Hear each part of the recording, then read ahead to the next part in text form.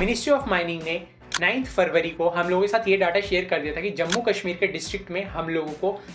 60 lakh ton हम लोगों को लिथियम देखने को मिला है। लेकिन अभी हम लोगों को उसकी क्वालिटी का नहीं पता, क्वांटिटी का नहीं पता और क्या क्या दिक्कतें आ सकती है अगर हम लोग उसे प्रोडक्शन में निकालते हैं या फिर वहाँ पे माइनिंग करते हैं तो हम लोगों को कितनी दिक्कतें आ सकती है। क्योंकि माइनिंग करते वक्त भी हम लोग वहाँ पे एयर पोल्यूशन करेंगे, वहाँ पे हम लोगों का सॉइल पोल्यूशन बढ़ सकता है, साथ में हम लोग वाटर पोल्यूशन भी कर सकते हैं और हम लोग वहाँ के नेचुरल रिसोर्सेज को और ज़्यादा डैमेज भी पहुँचा सकते हैं। क्योंकि माइनिंग एक ऐसी प्रोसेस होती है जिसके अंदर काफ़ी लोग भारी भारी बमों से विस्फोट भी करते हैं, जिसके चलते वो वहाँ पे माइन कर सकें, जिसके चलते वहाँ की वाइल्ड लाइफ भी अफेक्ट हो सकती है।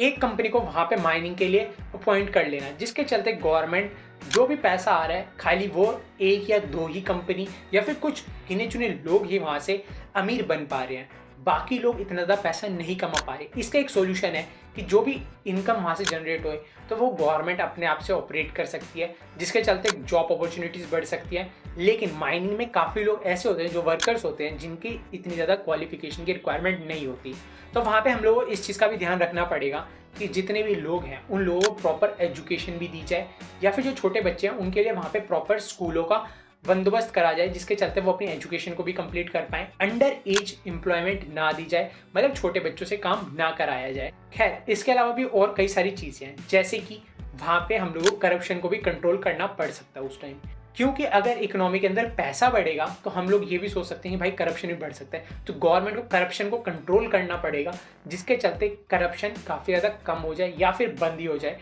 जिस तरीके से सिंगापुर में हुआ था। तो आप हमारी वो वाली वीडियो देख सकते हो जिसमें मैंने आप लोगों को बताया था कि सिंगापुर के अंदर मोस्टली बिजनेस क्यों जाके सेटअप होते हैं। तो जिस फ़ोन के अंदर ये वीडियो देख रहे हो उसके अंदर भी लिथियम आयन बैटरी का ही इस्तेमाल करा गया होगा, गाड़ियों के अंदर भी करा जा रहा है, जिसके चलते इलेक्ट्रिक कार की कॉस्ट आज की डेट में थोड़ी ज़्यादा है, लेकिन फ्यूचर के अंदर ये कॉस्ट कम भी हो सकती है। इंडिया के अंदर अगर हम लोग को लिथियम बैटरीज की प्रोडक्शन देखने को मिल जाए, जिसके चलते वो कॉस्ट काफ़ी ज़्यादा कम हो जाएगी और काफ़ी लोगों को इससे फ़ायदा भी हो सकता है क्योंकि वो इन्वायरमेंट को कम डैमेज पहुँचाएंगे। आप लोग भी यही सोच रहे हो, लेकिन यहाँ पे एक बात आती है कि जितनी भी रिसोर्सेज को हम लोग यूज़ करेंगे वहाँ से माइन करने के लिए, क्या वो इतना ज़्यादा पोल्यूशन क्रिएट कर रहे हैं जितना एक गाड़ी की नॉर्मल लाइफ के अंदर होता है एक गाड़ी की बैटरी बनाने के लिए। तो अगर उसकी कैलकुलेशन में वहाँ पे माइनिंग करना काफ़ी ज़्यादा कम पोल्यूशन क्रिएट कर रहा है तो हम लोग वहाँ पे माइन कर सकते हैं। लेकिन वहाँ पे माइन करने के बाद भी हम लोग ये पता चल रहा है कि जो पेट्रोल डीजल की गाड़ी है वो काफ़ी ज़्यादा कम पोल्यूशन क्रिएट करती है, तो हम लोग पेट्रोल डीजल की गाड़ी की तरफ जा सकते हैं, जिसके चलते क्या होगा, हम लोग पोल्यूशन इनडायरेक्टली कम ही क्रिएट कर रहे होंगे इन्वायरमेंट के अंदर। साथ में हम लोग अपने नेचुरल रिसोर्सेज को डिस्टर्ब भी नहीं करेंगे, वहाँ की वाइल्ड लाइफ भी अफेक्ट नहीं होगी, वहाँ पे जितने भी लोग हैं उनके ऊपर भी कोई दिक्कत नहीं आएगी। लेकिन अगर ये सारी चीज़ों के अलावा अगर हम लोग ये सोचते हैं कि वहाँ पे हर चीज़ अच्छी निकलती है, हम लोगों को अच्छी क्वालिटी के अंदर देखने को मिलता है और क्वांटिटी भी हम लोगों को पता चल चुकी है कि भाई हम लोगों को 60 लाख टन ही देखने को मिल रहा है, हम लोग देश भी काफ़ी जल्दी बढ़ सकते हैं, ये सारी चीज़ें आप लोगों की सही है कि हम लोगों का देश भी काफ़ी जल्दी ग्रो कर सकता है। लेकिन अगर हम लोग अपने एक्सपोर्ट बढ़ा देंगे तो हम लोगों की इकोनॉमी पे काफ़ी ज़्यादा दिक्कत भी आ सकती है,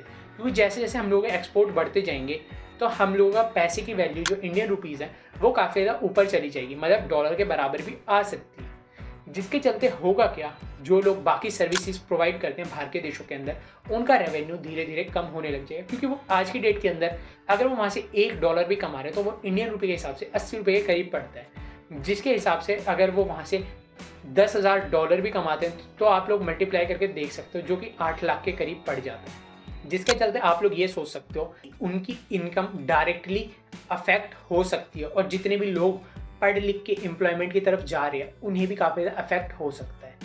तो इन सब चीज़ों को भी हमें ध्यान में रखना पड़ेगा। हमारा देश खाली माइनिंग पे ही डिपेंडेंट नहीं हो सकता, क्योंकि इससे पहले भी हम लोग कर्नाटक में भी लिथियम देखने को मिला है, लेकिन उसकी क्वालिटी क्वांटिटी के बारे में हम लोगों को पता ही नहीं चला। तो हम लोग इस चीज़ के ऊपर डिपेंडेंट नहीं हो सकते कि हम लोग खाली लिथियम पे डिपेंडेंट हो जाए। हम लोगों को अपने देश को ओवरऑल ग्रो करने के ऊपर फोकस देना पड़ेगा, जिसके चलते हम लोग बाकी सारे सेक्टर्स में भी काफ़ी ज़्यादा अच्छी तरीके से अर्निंग कर पाएँ, हम लोग उनमें भी ग्रोथ कर पाएँ, जिसके चलते होगा क्या, हम लोगों की इकोनॉमी आगे बढ़ती जाएगी, एक जगह स्टिक होना नहीं पड़ेगा। बाकी आप लोग अपने थॉट्स कमेंट सेक्शन में शेयर कर सकते हो, आप लोगों को क्या लगता है क्या नहीं, कि हम लोगों को माइनिंग पे डिपेंडेंट रहना चाहिए या फिर माइनिंग हम लोगों के लिए अभी जो लिथियम की है वो सही नहीं रहेगी।